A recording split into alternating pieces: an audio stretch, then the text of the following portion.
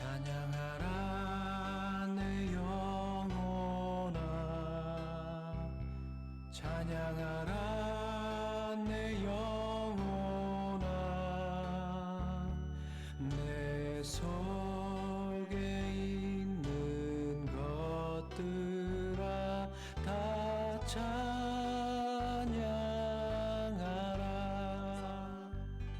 감사하라 내 영혼아, 감사하라 내 영혼아. 내 속에 있는 것들아 다 감사하라.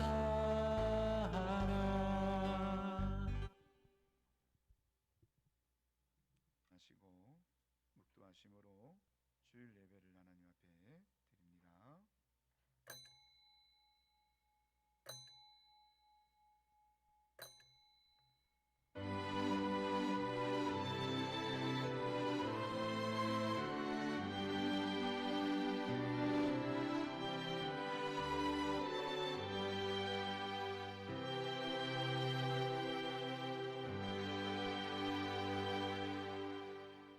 하신 여호와께서 이제 말씀하시느니라. 이스라엘아, 너를 조성하신 자가 이제 말씀하시느니라. 너는 두려워 말라.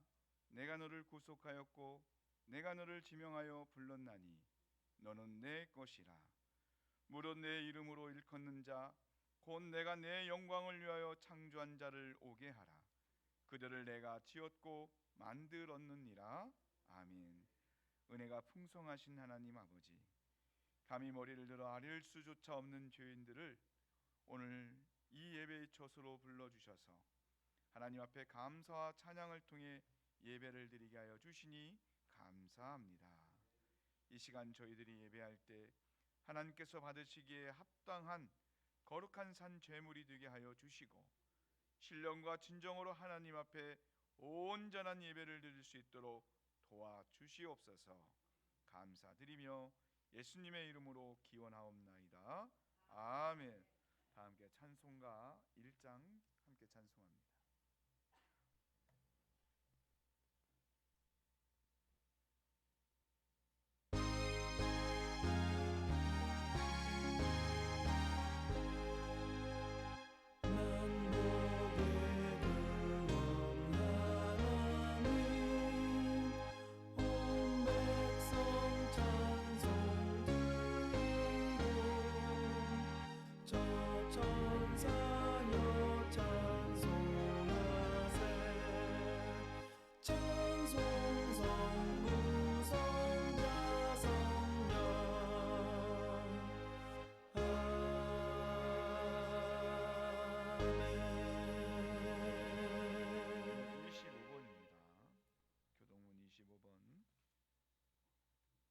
시편 103편을 우리 함께 교독합니다.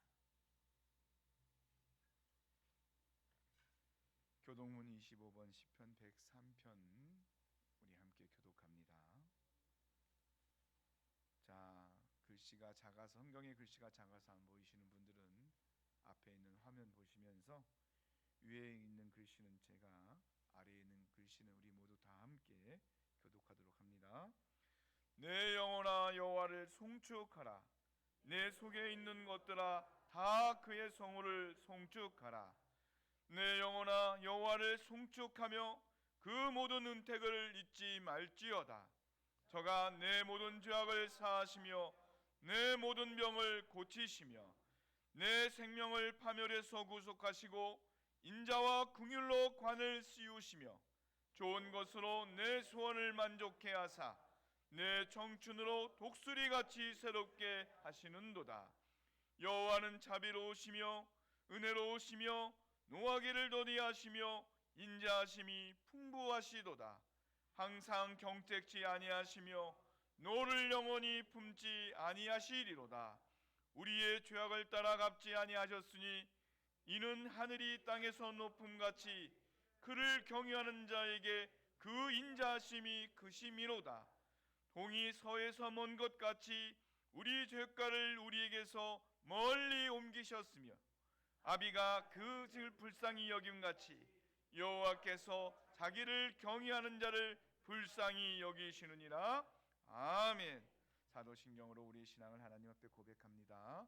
전능하사 천지를 만드신 하나님 아버지를 내가 믿사오며 그 외아들 우리 주 예수 그리스도를 믿사오니 이는 성령으로 잉태하사 동정녀 마리아에게 나시고 본디오 빌라도에게 고난을 받으사 십자가에 못 박혀 죽으시고 장사한 지 사흘 만에 죽은 자 가운데서 다시 살아나시며 하늘에 오르사 전능하신 하나님 우편에 앉아 계시다가 저리로서 산자와 죽은 자를 심판하러 오시리라.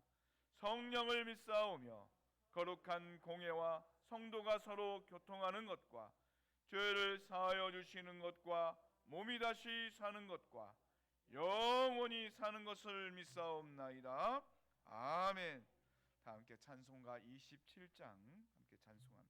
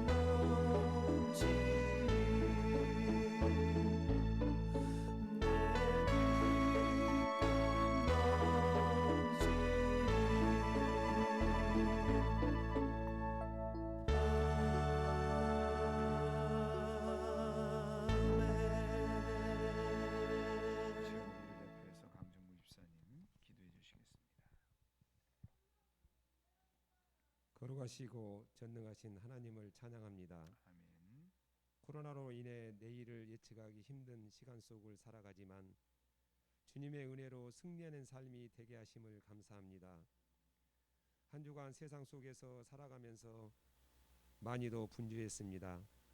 세상이 주는 쾌락을 따라 우리의 발걸음을 향했고 세상의 원리를 따라 살아갔음을 고백합니다. 주님께서 가르쳐 주신 섬김과 헌신, 사랑과 희생의 본을 따르지 못했음을 이 시간 고백합니다. 자비 하나님, 이 시간 우리의 모든 잘못을 용서하여 주시옵시고 긍휼히 여겨 주시옵소서. 거룩하신 하나님 아버지, 저희들 다시 주님을 예배하기 위해 한자리에 모였습니다. 아직도 코로나가 장기화되어 가지만 다행히 이번 주간은 사회적 거리두기 1단계로 낮아져서 소수이지만은 함께 모여 예배할 수 있음을 감사드립니다. 온라인을 통하여 예배하는 모든 이들에게도 하나님께서 동일한 은혜를 주시고 함께 찬양하며 기도할 때 성령께서 임하여 주시옵소서. 온 성도가 한 마음으로 예배하게 하시고 주의 말씀을 들을 때 믿음으로 아멘하게 하옵소서. 성도들의 가정과 일터에 은혜를 내려 주시옵시고 주님의 사랑과 능력이 기름 붓듯 임하게 하시고 주의 사랑에 충만한 삶이 되기를 원합니다. 수고하고 애쓴 곳에 복이 임하게 하시고 하는 일마다 주의 형통한 은혜가 임하게 하여 주시옵소서. 하나님 아버지, 여러 가지 몸이 불편해서 병원에 치료받고 있는 성도들도 있습니다. 또한 이제 병상에 누워 있는 사랑하는 성도들 있습니다. 그들을 하나님께서 함께하여 주셔서 고통당하지 않도록 어루만져 주시고 하루속히 완쾌할 수 있도록 우리 하나님 함께하여 주시옵소서. 또한 우리 온 교회 성도들이 함께 성도들을 위하여 기도하는 시간도 되게 하여 주시옵소서. 하나님 아버지, 또 이 시간에도 머나먼 태국에서 선교하는 유치성 선교사님을 기억하여 주시옵시고 그들의 가정과 또 신변에 어려움 당하지 않도록 도와주시고 우리들은 그 선교지에 함께 동참은 하지 못하지만은 기도와 물질로 함께 헌신할 수 있도록 하나님 아버지 함께하여 주시옵소서. 이 시간 또 예배를 위해 수고하고 애쓴 봉사자들을 기억하사 그들의 인생 속에서 하나님의 도우심과 은혜가 충만하게 하옵소서. 말씀 전하실 목사님께 능력으로 함께하사 소망과 생명의 말씀을 전하게 하시옵소서. 이 모든 말씀을 예수님 이름으로 기도드립니다. 아멘.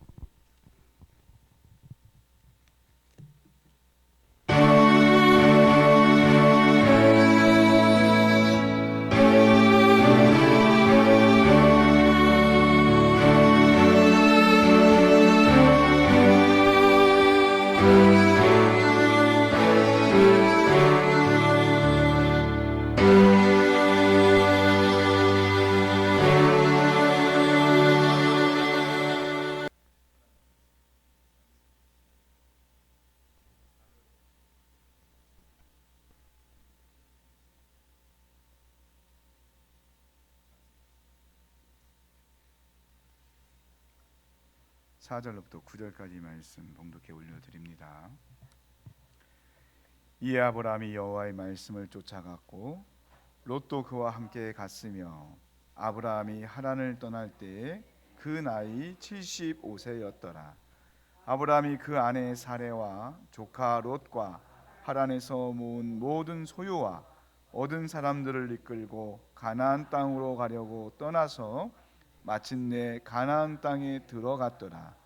아브라함이 그 땅을 통과하여 세겜 땅 모래 상수리 나무에 이르니 그때 가나안 사람이 그 땅에 거하였더라. 여호와께서 아브라함에게 나타나 가라사대 내가 이 땅을 내 자손에게 주리라 하신지라. 그가 자기에게 나타나신 여호와를 위하여 그곳에 단을 쌓고 거기서 베델 동편 산으로 옮겨 장막을 치니 서는 베델이요 동은 아이라. 그가 그곳에서 여호와를 위하여 단을 쌓고 여호와의 이름을 부르더니 점점 남방으로 옮겨갔더라. 아멘. 기도합니다.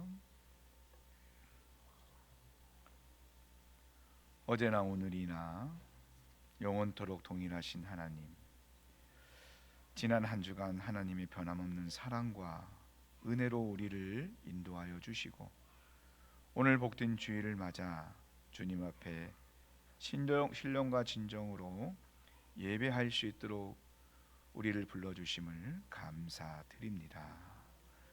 드려지는 예배 가운데 선포되는 하나님의 말씀으로 우리의 연약한 믿음을 붙들어 주시고 또 우리가 그 말씀을 들을 때 성령님께서 우리의 마음을 조명하여 주셔서 우리가 다른 어떤 것에 마음을 뺏기지 않고 그 하나님의 말씀을 밝히 알아들을 수 있도록 은혜를 더하여 주시고 그 말씀으로 말미암아 우리가 세상을 보는 것이 아니라 하나님 한 분만을 바라볼 수 있는 믿음을 더하여 주시옵소서. 이제 코로나19로 인해서 하나님 1단계로 이제 격화된 가운데 하나님 예배를 드리지만 아직도 함께하지 못하는 우리의 지체들이 있사오니 주님 그들에게도 찾아가 주셔서 동일한 은혜로 하나님 붙들어 주시고 또 함께하여 주셔서 하나님의 은혜를 만끽할 수 있도록 하나님 도와주시옵소서. 이 시간 하나님의 말씀을 들을 때 우리 마음에 기쁨이 있게 하시고 그 말씀을 통해 하나님께서 주신 새로운 능력을 가지고 하나님 또 한 주를 시작할 수 있는 은혜가 우리에게 있게 하여 주시옵소서. 감사드리며 우리 구주 예수 그리스도의 이름으로 기도드리옵나이다. 아멘. 아이들 교제실에서 놀게 하면 좋겠다. 애들이 신나가지고 애들도 좋은 모양이에요. 애들 신나서 자 할렐루야. 우리 옆 사람과 함께 인사합니다. 하나님의 은혜를 마음껏 누리시길 바랍니다라고 손 잡고 인사해 주세요. 하나님의 은혜를 마음껏 누리시길 바랍니다. 하나님의 은혜를 마음껏 누리시길 바랍니다. 하나님이 우리를 세상에 두지 않고 이곳으로 불러주셨는데 또 우리 삶에 여러 가지 참 많은 일들이 있음에도 불구하고 우리가 그것을 내려놓고 하나님을 예배하는 자리로 왔는데 우리가 이 자리에 와서 그냥 왔다 그냥 가는 게 아니라 하나님의 은혜를 마음껏 누리고 가야지 않겠습니까? 성령께서 우리 가운데 이 하나님의 은혜를 듬뿍 심어 주셔서 우리의 모든 육신의 질고들이 떠나가고 또 마음의 걱정과 근심이 떠나가고 연약한 부분들이 치유되고 하나님과 함께하는 큰 기쁨 가운데서 예배의 참된 것들을 누릴 수 있기를 주님의 이름으로 축원드립니다. 아멘. 하나님을 알지도 못하는 아브라함에게 하나님이 찾아와 주셔서 이제 그에게 그가 살고 있는 그곳을 떠나라는 명령과 더불어서 또 이제 아브라함이 그 하나님의 말씀에 따라 순종하게 되었을 때 그가 장차 받게 될 축복을 하나님께서 일방적으로 선언해 주셨어요. 그렇죠? 아브라함이 하나님께 하나님 내게 복 주세요 이렇게 부탁한 것도 아니었는데도 하나님이 나타나시자마자 그 아브라함에게 내가 너를 창대하게 하리라, 내가 너를 복의 근원이 되게 하리라, 그렇게 그런 여러 가지 것들을 하나님이 아브라함에게 축복하셨던 것이죠. 자, 아브라함이 원하지 않았음에도 불구하고 복의 근원이 되시는 하나님께서 그 아브라함을 축복하신 것은 뭐냐면 하나님이 가지고 있는 주권, 하나님이 가지고 있는 그 본래의 그 놀라운 능력과 힘을 통해서 그 권세를 통해서 하신 일들인 줄 믿습니다. 그러므로 아브라함을 부르신 하나님을 우리가 생각한다 그러면 참 은혜밖에 생각할 수밖에 없는 것이죠. 그리고 그 아브라함을 축복하신, 일방적으로 축복하신 그 하나님의 은혜를 생각할 때 우리도 역시 내가 하나님을 믿고 또 하나님께서 내게 베풀어 주신 그 구원의 은혜를 받아 누리는 이 모든 것들이 우리의 의지와 전혀 상관없는 전적인 하나님의 주권 가운데 내게 주어지신 은혜라는 것을 생각할 때 우리도 역시 그 하나님과 함께하는 모든 것들이 은혜다라고 생각할 수밖에 없는 거예요. 우리가 하나님을 예배하기 위해 또는 우리가 하나님을 우리의 아버지로 부르기 위해서 우리가 하나님이 주신 모든 축복을 누리기 위해 우리가 먼저 하나님을 찾은 게 아니라 하나님이 아브라함에게 먼저 찾아와 주셨던 것처럼 역시나 마찬가지로 하나님이 우리에게도 먼저 찾아와 주셔서 우리를 자녀 삼아 주시고 우리에게 구원의 은혜를 베풀어 주시고 우리를 이 놀라운 은혜의 자리로 날마다 인도하시는 줄 믿습니다. 그렇다 보니까 우리 역시 그 하나님을 생각하면 모든 것이 다 뭐예요? 은혜예요. 은혜.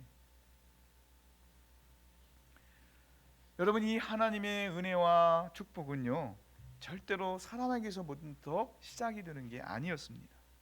즉 내가 하나님께 무언가를 해서 하나님이 내게 복을 주시는 것이 아니라 하나님이 우리를 먼저 사랑하시고 또 먼저 우리에게 은혜 주시기를 결정했기 때문에 우리가 하나님의 그 모든 은혜 안에서 하나님의 자녀로 살아가는 이 은혜를 누리게 되는 줄 믿습니다. 그렇기 때문에 우리는 그 하나님의 은혜를 생각한다 그러면 날마다 그분을 생각할 때마다 우리에게 뭐가 있어야 됩니까? 그 감격이 있어야 되고 또 뭐가 있어야 되겠어요? 기쁨이 있어야 되고 또 뭐가 있어야 될까요? 감사가 있어야 될 줄 믿습니다. 그것이 바로 하나님의 은혜를 누리는 사람에게서 나올 수 있는 최선의 것이라는 거죠. 그 은혜에 대한 감사와 기쁨과 감격이 있을 때 정말 내가 하나님께 은혜 받은 사람이구나, 내가 정말 하나님의 자녀구나, 내가 하나님이 정말 그 모든 복을 누리는구나라는 것을 인정하는 거예요. 말로는 하나님의 은혜를 말하면서도 전혀 하나님에 대한 감사나 또는 그 구원에 대한 기쁨과 감격이 없이 날마다 삶에서 걱정과 근심과 염려와 그리고 불안과 초조와 두려움 가운데 살아간다면 그건 뭐예요? 하나님의 은혜를 아직 모르는 거지. 그리고 그 하나님의 크고 놀라운 선하신 것들을 아직 경험하지 못한 거죠.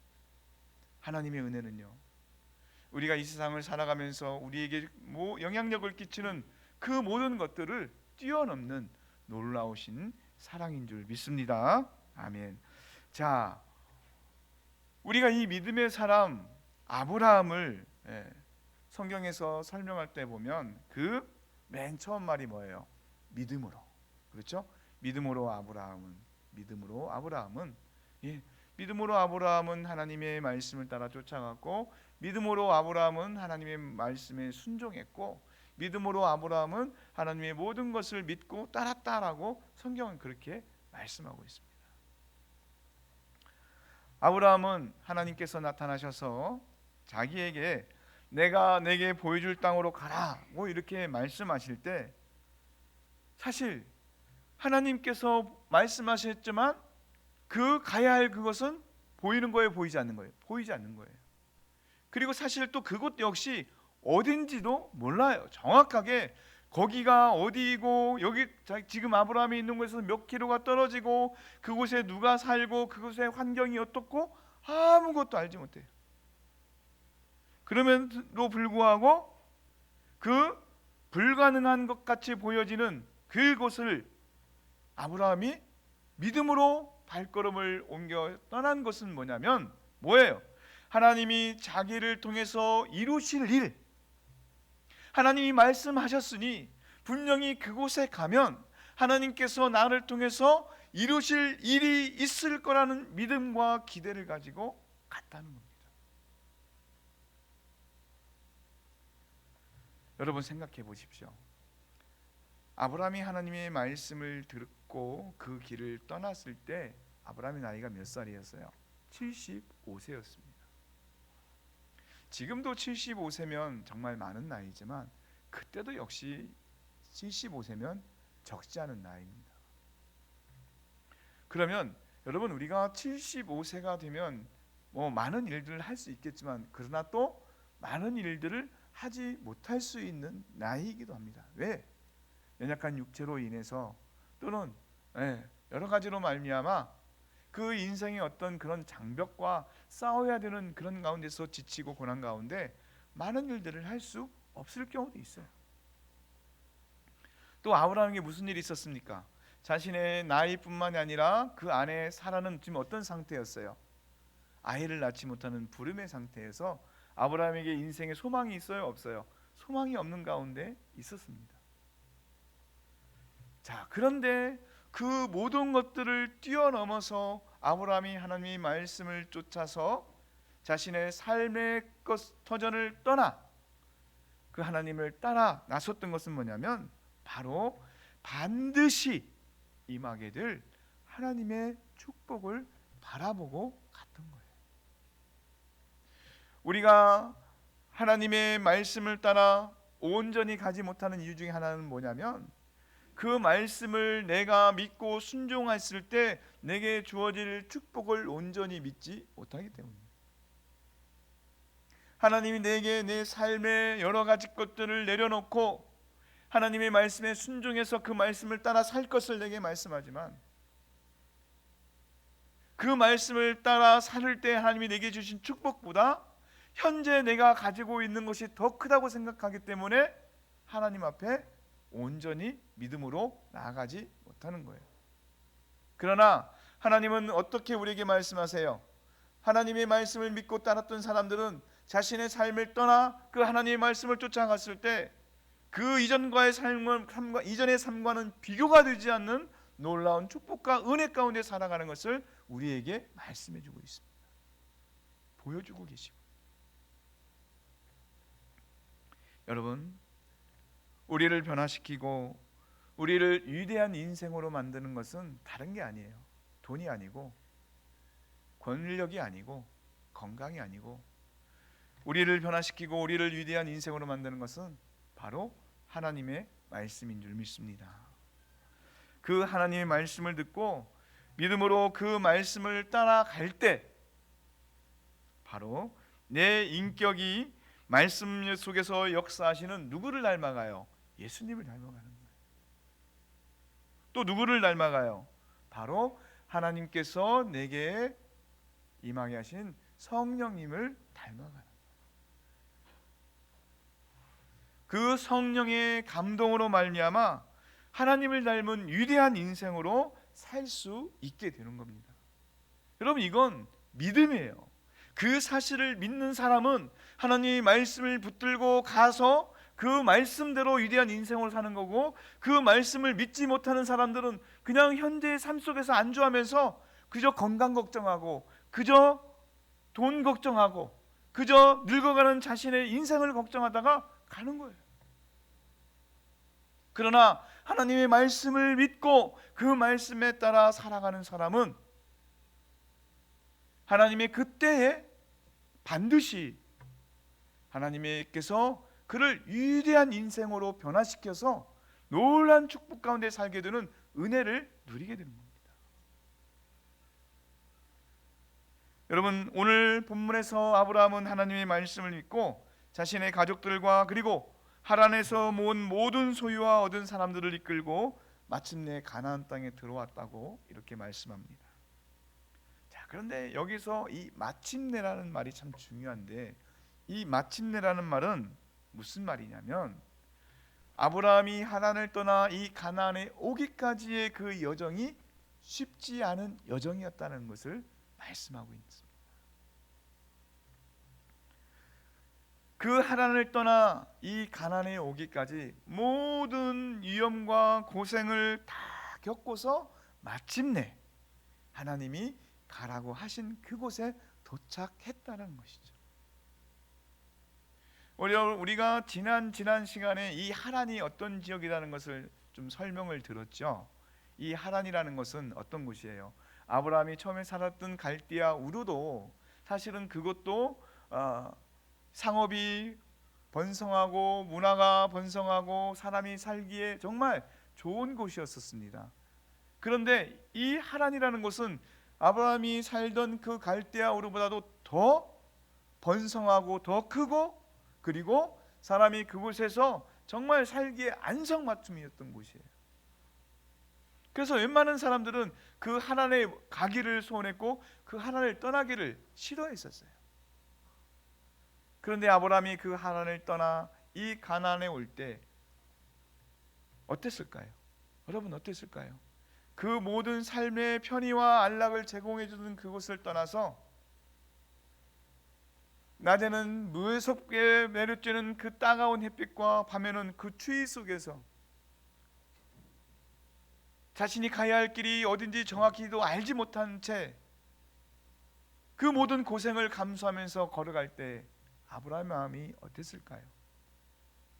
그러나 아브라함은 말씀드린 것처럼 하나님이 분명히 자신을 부르신 가운데서 자신을 향한 계획이 있음을 믿고, 그리고 자신을 축복하실 거라는 믿음 가운데서 그 모든 위험을 감수하면서 마침내 가나안에 도착을 했습니다. 자, 여러분, 우리도 인생을 살아보면 무슨 일이 있어요? 우리가 하나님을 믿고 의지하며 살아가지만 때로는 우리가 원하지 않는 그러한 인생의 험한 길들이 있죠. 예. 오히려 믿는 것 때문에 더 힘든 것들이 많아요. 내가 믿지 않았다면, 내가 하나님을 알지 못했다면 그냥 좀 내 기분 내키는 대로, 내 즐거운 대로, 내 마음대로 하고 싶은데 그렇지 못한 것 때문에 내가 감당할 어려움들이 참 많이 있습니다.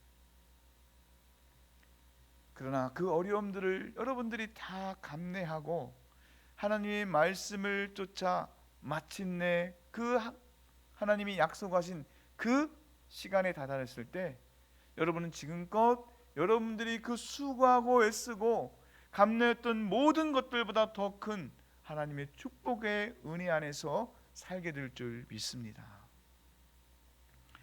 여러분, 하나님의 약속하신 그곳에서는 뭐가 있어요?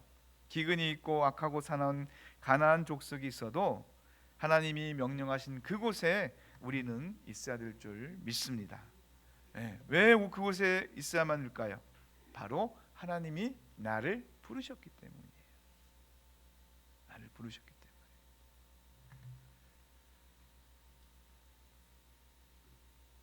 우리가 새로운 인생을 출발하게 될 때 어떤 마음을 갖습니까?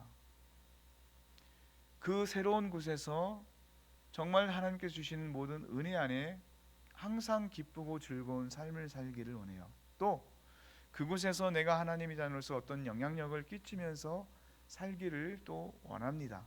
그리고 내가 그곳에서 하나님을 예배할 때 하나님은 반드시 나를 통해서 그 축복으로 이끌어 가실 줄을 믿고 기대합니다. 그런데 살다 보면 무슨 일이 생겼어요? 내가 생각했던 거와 전혀 다른 삶이 펼쳐질 때가 더 많아요. 더 많아요.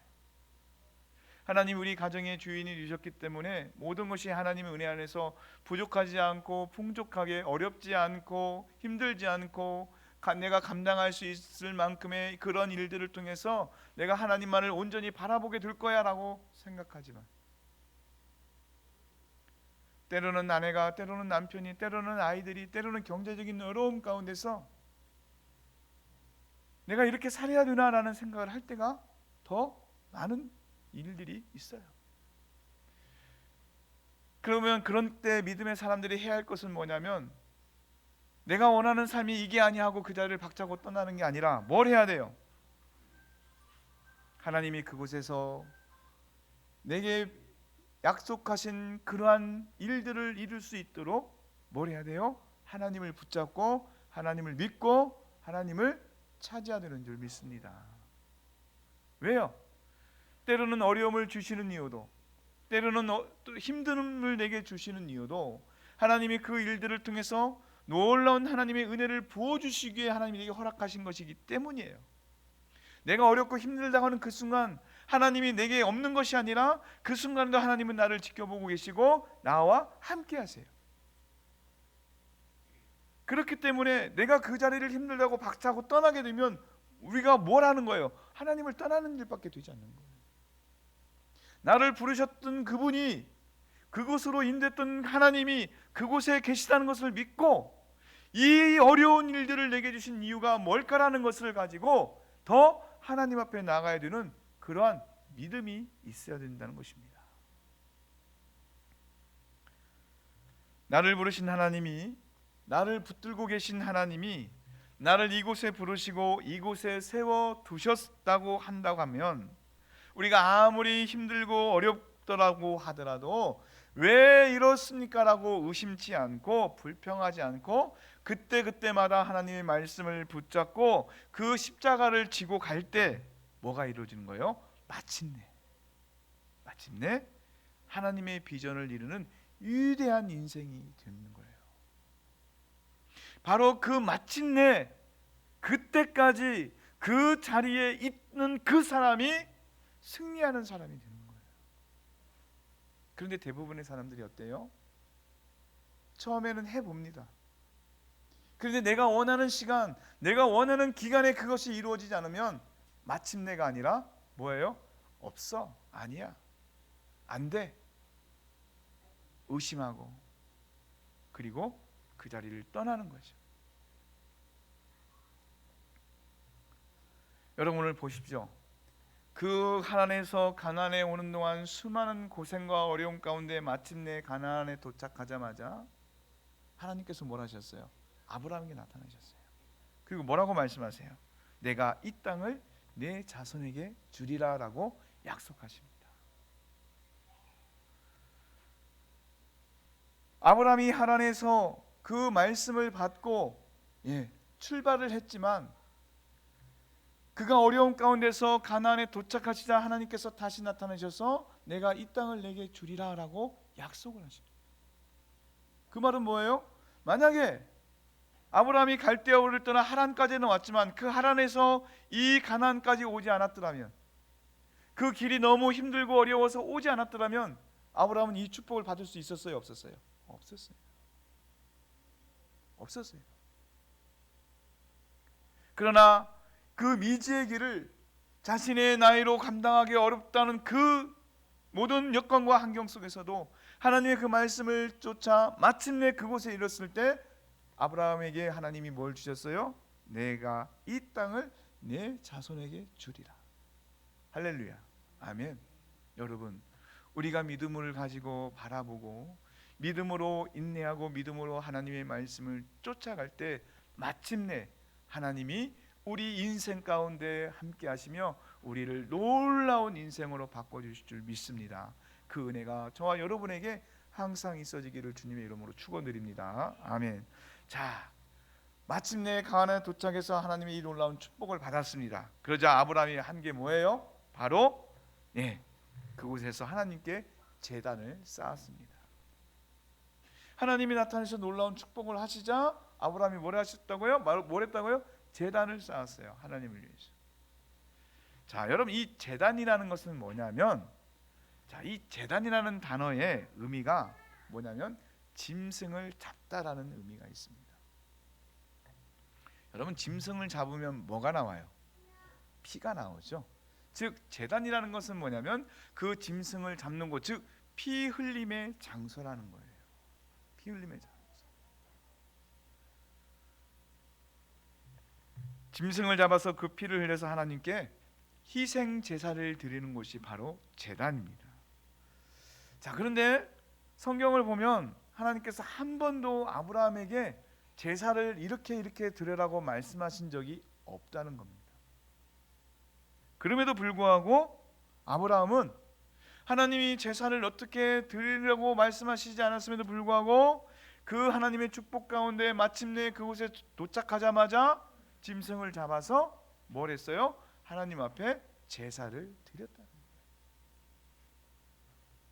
거예요. 뭘까요? 여러분, 왜 성경에서 짐승이 죽는 첫 번째 이유는 뭐였어요? 바로 인간의 죄를 용서받기 위한 그러한 도구로서 하나님께서 은혜를 베풀어 주실 때 그 죄 있는 인간을 위해서 뭘 하셨어요? 가죽옷을 입혔던 그 일들을 통해서 그 피가 없이는 죄의 용서가 없다는 것을 말씀해 주셨던 것이죠. 우리가 잘 알고 있는 하나님께서 아벨의 제사를 받았던 이유 중에 하나도 뭐였습니까? 아벨은 뭘 드렸어요? 하나님 앞에 자신의 양을 잡아서 번제로 드렸고, 그죠? 그 형 가인은 뭘 드렸어요? 자신의 곡식을 하나님께 드렸지만 그 곡식도 정성을 다해서 드린 게 아니라 있는 것 중에 그저 하나를 드렸을 뿐이었다는 것이죠. 그래서 하나님 어떻게 했습니까? 아벨의 제사는 어떻게 했어요? 받으시고 가인의 제사는 어떻게 했어요? 받지 않으셨다.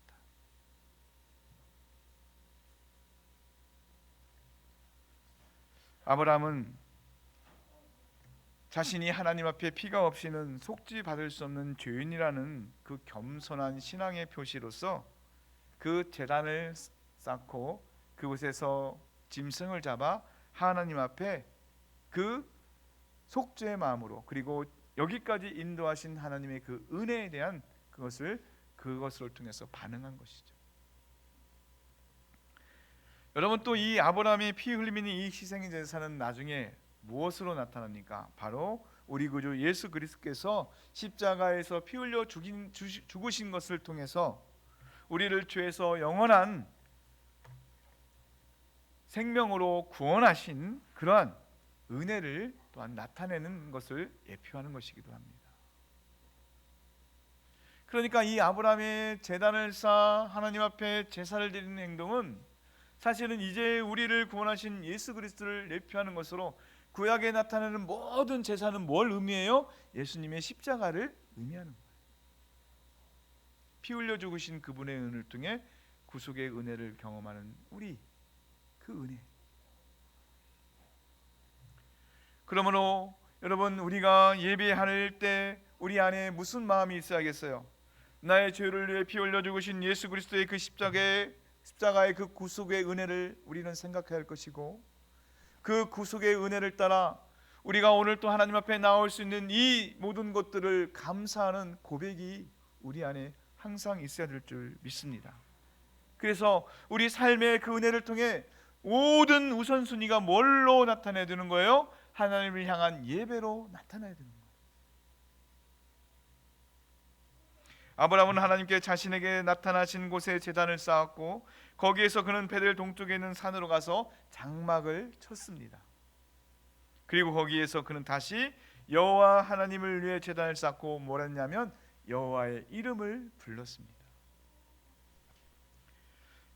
자, 그런데 오늘 본문 말씀 6절을 보니까 아브라함이 처음 가나안 땅에 도착한 세겜 땅 이 모레라는 곳은 번창한 상수리 나무를 무엇으로 섬기는 곳이에요? 우상으로 섬기는 곳이에요. 우상으로. 이 세겜 땅 모레라는 곳에 이 모레라는 단어의 의미는 뭐냐면 선생 또는 애언자라는 의미를 갖고 있습니다. 자, 선생 또는 애언자다. 그러다 보니까 사람들이 그곳에서 그 상수리 나무에서 뭘 하는 거예요? 그 사람에게 가서 점을 치고 자신의 인생 미래를 보고, 그리고 그 답례를 하고,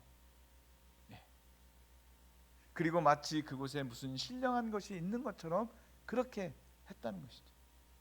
그리고 또 이 세겜 땅은요, 그곳에 사는 사람들은 다 이 거인에 속한 그런 사람들이고, 또 하나님을 알지 못하는 가운데 그들의 본성대로 살아가다 보니까 뭐예요? 그들 가운데서 뭐가 충만해요? 음란함이 가득한 그런 곳이었던 것이에요. 자, 그런데 그러한 곳에서 아브라함은 제단을 쌓았을 뿐만이 아니라 뭘 했다고요? 여호와 하나님의 이름을 불렀다라고 말씀하고 있습니다. 여러분, 여호와 하나님의 이름을 불렀다는 것은 공개적으로 내가 누구라는 거예요? 하나님의 자녀라는 것을 선포하는 거예요. 하나님의 자녀. 나는 하나님의 자녀다.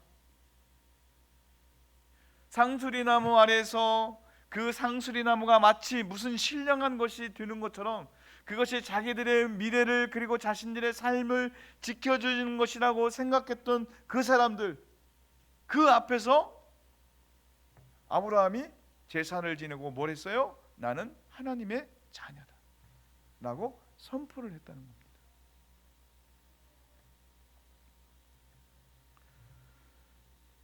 하나님을 알지 못하고 포악하고 음란한 사람들이 있는 곳에서 자신이 하나님을 섬기는 사람으로서 하나님께만 예배하는 사람인 것을 당당하게 선포했던 아브라함. 그 선포의 속에는 뭐가 있어요? 바로 이제 가나안 사람들에게 자신은 날마다 이제 그 살아가는 모든 삶을 통해서 내가 하나님의 사람이라는 것을 증명하겠다는 그런 신앙의 비전을 사람들에게 보여주는 거예요. 그리고 자신이 하나님의 사람이라는 것을 그 사람들에게 보여줄 수 있는 그 방법은 뭐였냐면 다른 것이 아닌 예배였습니다. 자, 여러분 가운데 예배라고 하니까 이렇게 생각하시는 분이 있을 것 같아요. 그러면 아브라함은 날마다 그 상수리나무 앞에 가서 말씀 듣고 찬송하고 기도하고 그랬나? 여러분, 그게 아니죠. 아브라함이 그 상수리나무 앞에서 날마다 말씀 읽고 기도하고 찬송을 한 게 아니라 하나님이 기뻐하시는 삶, 즉 하나님이 자신의 삶의 가장 최우선의 순위 가운데서 그 하나님의 말씀을 따라 살아가는 삶을 살았다는 거예요. 그리고 날마다 자신은 하나님이 없이는 아무것도 할 수 없는 연약한 존재임을, 그래서 자신의 삶을 이끌어 주시는 분이 하나님이시다는 것을 그 사람들에게 보여줬다는 것입니다. 그래서 우리가 이제 앞으로 쭉 살펴보겠지만 아브라함의 모든 삶은 어디가 있어요? 하나님께 초점이 맞춰졌다 보니까 자신의 유익을 먼저 구하는 게 아니라 뭘 해요? 하나님이 기뻐하시는 일을 먼저 해요. 그래서 때로는 뭘 해요? 손해를 보기도 해요. 때로는 뭘 해요? 자신의 목숨을 내놓고 싸우러 가야 되는 상황도 생겨요. 그러나 그때마다 아브라함이 했던 것은 뭐냐면, 내가 손해를 볼지라도, 내가 내 목숨을 내버리고 내가 그것을 잃어버릴지라도 하나님이 기뻐하시는 일을 위해서는 자기의 모든 것을 다 던지는 삶을 살았다는 것입니다.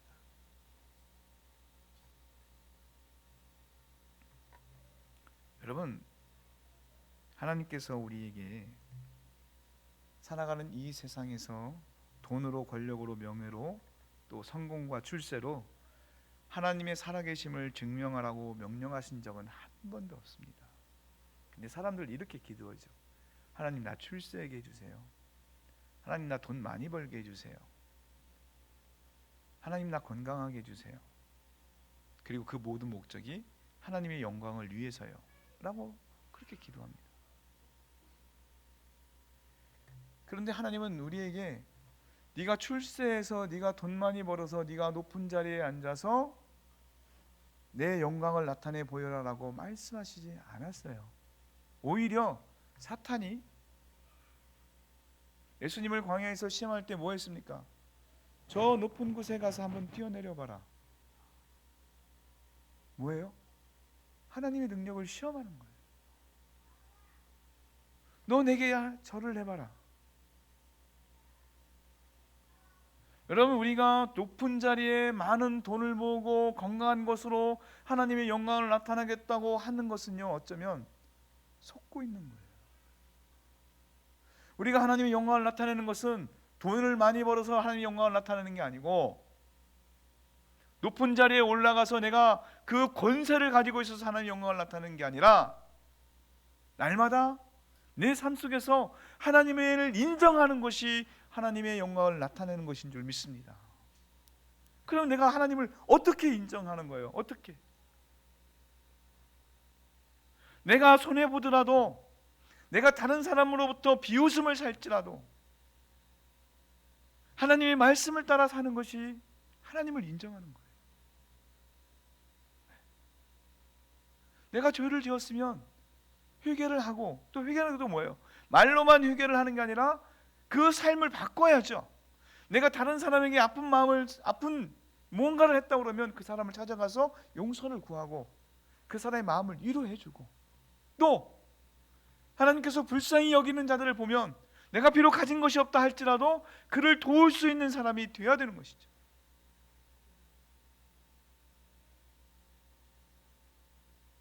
다른 사람보다 잘 사는 게 예수 믿는 사람이다? 그렇지 않아요.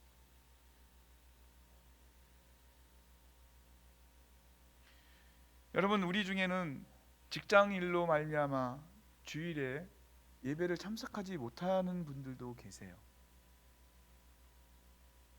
저는 그분들이 예배를 하지 않는다고 생각하지 않습니다. 저는 그건 어쩔 수 없다고 생각해요. 그러나 그러면 그분들이 그 주일에 예배를 이곳에 드리지 못하고 그 직장에 나가셨을 때, 아니면 그 직장에서 생활하는 일주일 동안의 삶이 그러면 어때야 되느냐? 그분들의 삶에서 뭐가 나타나야 돼요? 아, 저 사람은 주일에 이곳에 오지만 분명히 어떤 사람이야? 예수 믿는 사람이야. 저 사람은 하나님을 믿는 삶이라는 삶이 그 사람에게서 나타나야 되는 거예요. 그게 예배하는 삶이에요. 꼭 주일에만 교회 나와서 예배를 드리는 것이 예배하는 게 아니라 한 주간의 삶의 모든 삶이 하나님을 예배하는 것이 돼야만이 예배하는 삶이 되는 거예요. 주일에도 안 와. 주중에 하는 것 보면 저 사람이 예수 믿는 사람인지 뭐 하는 사람인지 몰라. 그러면 그 도대체 어떻게 자는 거예요? 네? 어떻게 자는 거예요?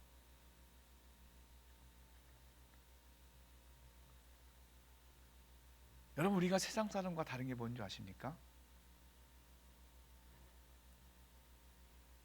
우리가 세상 사람과 다른 건 다른 게 아니에요. 하나님을 예배하는 게 세상 사람과 다른 거예요.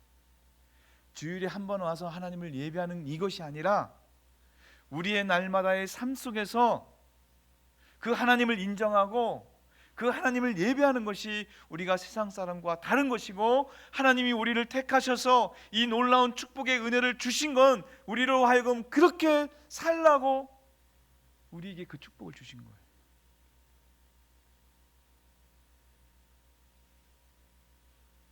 우리의 예배가 하나님이 연락하시고 또 성령으로 임한 하나님을 찬송하는 살아있는 예배가 될 때 세상 사람들이 누구를 보게 될까요? 하나님을 보게 되는 겁니다.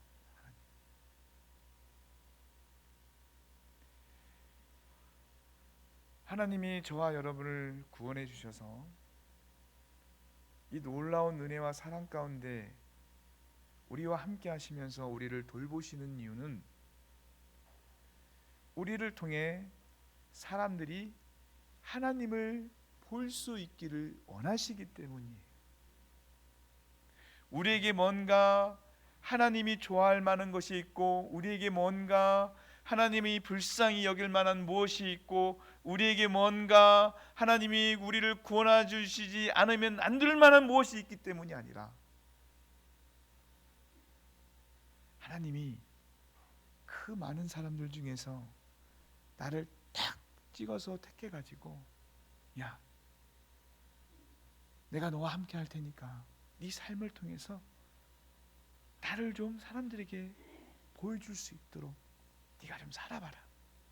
그럼 네가 그렇게 살 때 내가 가진 모든 능력을 너에게 다 주마.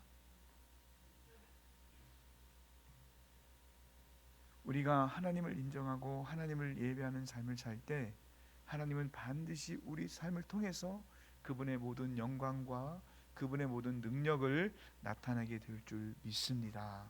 아멘. 여러분, 예수님이 이 땅 가운데 오셔서 3년간 공생의 삶을 사시면서 그분이 말씀하시고 그분이 보여주신 건 다른 게 아니에요. 뭐예요? 하나님의 나라였어요. 하나님의 나라. 하나님 안에 하나님의 나라가 이렇다, 하나님의 사람들이 이렇다, 하나님의 놀라운 것들이 이렇다라는 것이었어요. 그래서 예수님께서 그 하나님 나라 안에서는 뭐 눈먼 자도 병든 자도 귀머럭기도 벙어리도 안진뱅이도 죽은 자도 다 고침을 받고 노임을 받고 하나님께서 풍족하게 주시는 가운데 살아가는 것들임을 보여주셨던 거예요. 그리고 그 하나님의 나라 안에서는 예수와 더불어서 뭘 해요? 평안과 안식을 누리는 것.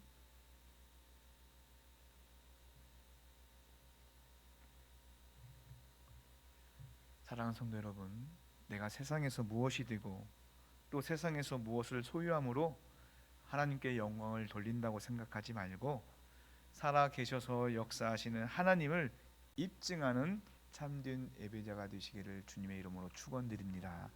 말씀을 정리합니다. 하나님은 처음부터 우리를 예배자로 부르셨어요. 하나님이 창세기 12장 2절부터 3절에 아브라함에게 나타나셔서 네가 복이 될 것이다 라고 말씀하셨을 때 그 사용된 복이라는 단어의 의미는 뭐냐면 무릎을 꿇다예요. 여러분, 무릎을 언제 꿇어요? 바로 하나님 앞에 우리가 예배할 때. 우리가 하나님의 복의 근원이 된다는 것은 뭐냐면 우리가 예배자로서 살아가는 것을 말씀하시는 거예요. 그러므로 여러분, 예배는요, 예배의 성공자는 뭐가 되는 거예요? 인생의 성공자가 되는 거예요. 그러면 예배의 실패자는 뭐가 되는 거예요? 인생의 실패자가 되는 거예요. 한마디로 우리가 하나님 앞에 드리는 예배를 통해서 우리 인생의 복과 재앙이 거기서 갈라지는 거예요. 우리가 참된 예배자로 살면 하나님의 놀라운 축복이 우리에게 임할 것이고, 우리가 예배자가 아닌 삶을 살게 되면 뭐가 오는 거예요? 재앙이 오는 거예요. 그러므로 사랑하는 성도 여러분, 저와 여러분이 오늘 이 말씀을 듣고 날마다 우리 삶 속에서 그 하나님의 이름을 부르는 참된 예배자의 삶을 결단하여 아브라함처럼 이 세상에서 복으로 존재하는 참된 예배자로 살아가는 그 모든 축복을 누리는 인생들이 되시기를 주님의 이름으로 축원드립니다. 여러분, 그 예배자의 삶을 살기로 결단하면 뭐가 이루어질까요? 하나님이 우리를 도우실 줄 믿습니다. 성령이 우리 안에서 우리가 그러한 삶을 살 수 있도록 도우실 줄 믿습니다. 중요한 건 뭐예요? 결단하는 거예요. 결단. 내가 예배자로 살아야지. 내 삶의 우선순위를 하나님을 먼저 둬야지. 내가 하나님을 찬양하는 사람으로 살아야지. 그 기뻐하시는 삶으로 내가 살아야지라고 결단하는 게 중요해요. 결단을만 하면 하나님이 우리를 도우셔서 참된 예배를 통해 그 놀라운 모든 복을 우리에게 주실 줄 믿습니다. 그래서 그 결단을 통해 그 복을 누리는 저와 여러분이 되시기를 다시 한번 축원드립니다. 기도하겠습니다. 거룩하신 하나님, 하나님 우리를 예배자로 부르셨고 그 예배를 통해 우리에게 놀라운 축복을 허락하여 주심을 감사를 드립니다. 그런데 하나님, 우리는 그러한 것을 알지 못한 채 우리가 부자가 되어서 우리가 높은 자리에 올라가서 우리가 또 다른 어떤 것들로 인해 하나님을 기뻐할 수 있을 거라는 그러한 생각 가운데서 하나님 예배의 삶을 살지 못했던 것들을 회개합니다. 주님, 이 시간 회개하는 우리 가운데 놀라운 은혜를 통해서, 그리고 예수 그리스도의 그 보혈의 은혜를 통해서 우리를 다시 한번 새롭게 하여 주시고 이 믿음의 결단을 통해 참된 예배자로 거듭날 수 있도록 은총을 내려 주시옵소서. 그래서 오늘 이제 이후로 하나님 그들의 삶이 하나님을 부를 때마다, 하나님을 예배할 때마다 놀라운 축복과 은혜로 하나님 더하여 주시고, 또 그들의 모든 육신의 질거와 또 모든 환경의 어려움들이 떠나가게 하여 주시옵소서. 그런 가운데서 하나님 날마다 더욱더 그 하나님을 찬양할 수 있도록 은총 내려 주시옵소서. 감사드리며 예수님의 이름으로 기도드리옵나이다. 아멘. 다 함께 찬송합니다. 356장입니다. 356장 찬송합니다.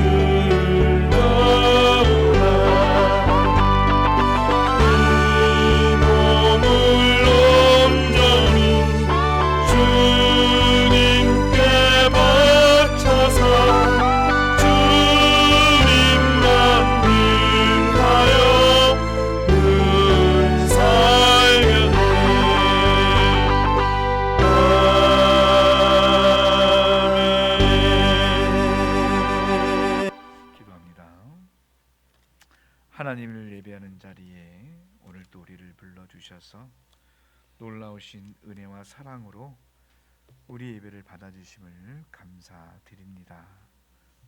또한 이 예배 자리에 빈손 오지 않고 하나님께 드릴 수 있는 믿음을 통해 하나님 예물을 드릴 수 있도록 우리를 붙들어 주심을 또한 감사를 드립니다. 우리가 가진 것이 다 하나님의 것임을 믿음으로 고백하면서 온전하고 기쁜 마음으로 주님께 드리오니 주님 이 예물을 기뻐 받아 주시옵소서. 신욱형제 하나님 앞에 감사한금 드립니다. 안경희 집사님 감사한금 드립니다. 무명으로 감사한금 드립니다. 신종철 장영희 권사님 건축원금 하나님 앞에 드립니다. 김영진 신양성 권사님 감사한금 드립니다. 항상 말씀 안에 있게 하여 주시옵소서. 김수영 집사님 신명순 권사님 감사한금 드립니다. 김은하 사모 감사한금 드립니다. 김은하 사모 하나님 앞에 11조 드립니다. 권성진 형제 하나님 앞에 11조 드립니다. 신종철 집사님 하나님 앞에 11조로 드립니다. 신금내 권사님 감사한금 드립니다. 정현근 성도님 감사한금 드립니다. 신종진 성도님 손수인 권사님 감사한금 드립니다. 양분순 성도님 감사한금 드립니다. 황성갑 형제님 하나님 앞에 감사한금 드립니다. 공일한 자매 하나님 앞에 감사한금 드립니다. 무명으로 감사한금 드립니다. 문영희 집사님, 김명진 집사님, 신양성 권사님, 오정혜 권사님, 장영희 권사님, 신종철 집사님, 강정구 집사님, 김은하 사무와 부육관총, 또 설순인 권사님, 권영아 자매, 김민영 권사님, 주정예물 하나님 앞에 드립니다. 소득의 10분의 1을 9분에서 11조로 또 감사헌금으로 주정헌금으로 또 예배당을 수리하는 데 사용되도록 건축헌금으로 또 성미로 하나님 앞에 드립니다. 저마다 여러 제목을 가지고 믿음으로 하나님 앞에 귀한 예물을 드리는 이 손길들을 하나님 돌보아 주시고 그들에게 갑절의 은혜를 베풀어 주셔서 그들의 가정과 자녀를 축복하시고 또 사업과 직장과 농토를 축복하여 주시옵소서. 또한 드려지는 예물들이 하나님 나라를 위해서 아름답고 귀하게 사용되게 하시고 사용되는 것마다 풍성한 하나님의 은혜가 드러나게 하여 주셔서 생명의 능력들이 나타나게 하여 주시옵소서. 연약한 육신을 치료하고 있는 지체들을 주님의 그 크신 발로 붙들어 주시고 또 병원에서 돌봄을 받고 있는 지체들을 붙들어 주셔서 주님의 놀라운 능력과 그 사랑 안에서 치유되고 또 회복되는 영광을 보게 하여 주시옵소서. 특별히 태국에서 선교하는 사랑하는 유증 선교사님과 가족들을 기억하여 주시고 어린 자녀들의 학업들을 돌보아 주시고 또 사역지에서 하나님의 놀라운 은혜를 경험하고 나타낼 수 있도록 도와주시옵소서. 오늘 또 하나님의 은혜를 갈망하는 우리 모두에게 믿음대로 결단한 그 모든 것이 하나님의 말씀대로 이루어지기를 소원하옵고 예수님의 이름으로 기도드리옵나이다. 아멘. 광고 말씀드립니다. 오늘 함께 예배에 참여하신 여러분들 예수 그리스도 이름으로 환영합니다. 코로나19가 1단계로 이제 격화됐지만 그러나 그 방역의 준수함을 따라서 아직은 주일 점심 식사 교제하기가 조금 어려운 상황입니다. 그래서 몇 주 더 상황 지켜보고 또 좀 나아지면 이제 식사 교제와 함께 오후 예배도 함께 드리도록 하겠습니다. 그때까지는 좀 더 미루는 것이니까 위에서 기도해 주시길 부탁을 드리겠습니다. 여러분 그 오시다가 로비 오른쪽에 보면 그 옆에 그 배너가 하나 붙여 있는 거 보셨을 거예요. 그 다니엘 기도회 배너가 있는데 11월 1일부터 20일까지 오후 8시부터 저녁 10시 저녁 8시부터 10시까지 다니엘 기도회를 우리 교회에서 영상으로 함께 드립니다. 작년에는 하지 않았는데 올해는 이제 우리가 이런 방송 시설도 다 갖춰지고 그래서 그리고 또 20일간 나와서 간증하시는 분들의 것들을 우리가 함께 듣고 또 하나님께서 그들의 삶에 역사하시는 것들을 내 삶에도 한번 함께 적용해 보는 그런 귀한 일들이 있었으면 좋겠고요. 또 그 일들을 통해서 또 기도하는 가운데 하나님의 음성을 듣고 하나님께서 내게 향한 비전들을 누리는 그런 귀한 시간들이 되었으면 좋겠습니다. 그래서 저녁 8시부터 10시까지 11월 1일부터 20일까지 진행하고요. 그렇게 하다 보니까 11월 2일부터 그리고 11월 22일까지 새벽 기도는 하지 않습니다. 밤에 이 기도회를 통해서 기도하고 그리고 또 은혜를 누리고 대신 새벽 기도는 하지 않을 거니까 그렇게 참고해 주시기를 부탁을 드리겠습니다. 생활 방역과 그리고 거리두기에 협조해 주시기를 부탁을 드리고요. 또 덕천제일교회를 섬겨 주시는 형제 교회 또 선교사님 또 치료적인 지체들과 동떨어서 기도해 주시기를 부탁을 드리겠습니다. 그리고 이번에 교회 공사 리모델링에 대한 경과 보고를 축도 마치고 바로 해드리도록 하겠습니다. 이제 축도하고 예배를 마치도록 합니다. 이제는 우리 구주 예수 그리스도의 은혜와 하나님의 지극히 크시고 놀라우신 사랑과 성령님의 감화감동 교통하심의 역사하심이 하나님의 말씀을 따라 그 예배하는 자리에서 하나님과 함께하기를 결단하며 주님의 은혜를 간구하는 하나님의 모든 백성들과 또 그들의 가정과 자녀들 위에 또 그들의 사업과 농토와 기업과 모든 산업 위에 이제로부터 영원토록 함께 하시기를 축원하옵나이다. 아멘.